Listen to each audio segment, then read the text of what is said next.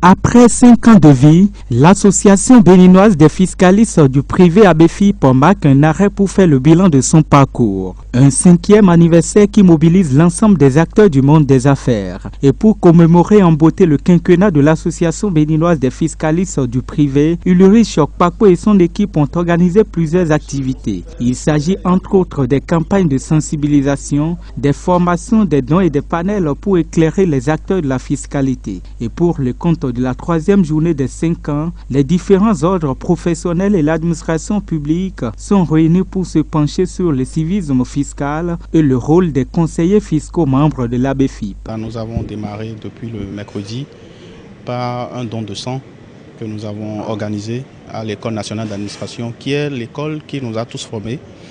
Et s'en est suivi une séance d'échange avec les étudiants fiscalistes en fin de formation.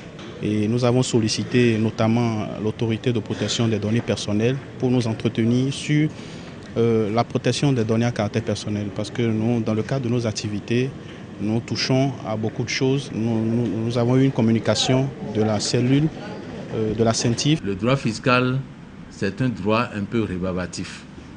A priori, beaucoup n'y comprennent pas grand-chose.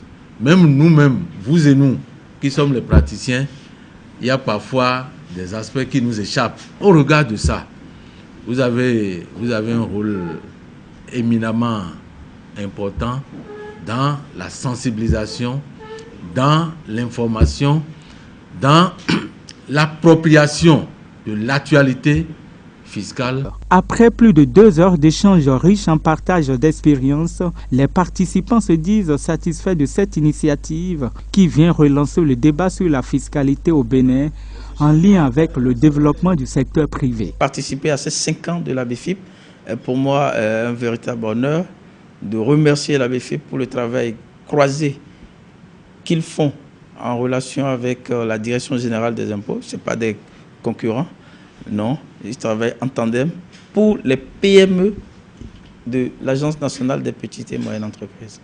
Donc, comme vous l'avez constaté, la Direction générale des impôts s'est fait représenter et le directeur général de la NPME aussi était là et les conseillers fiscaux que nous sommes aussi. Donc ça a été des échanges interactifs où nous avons discuté des problématiques, des problèmes qui sont en instance, des difficultés que nous avons à amener justement les contribuables à adopter un comportement citoyen et à adopter de bons réflexes en matière de civisme.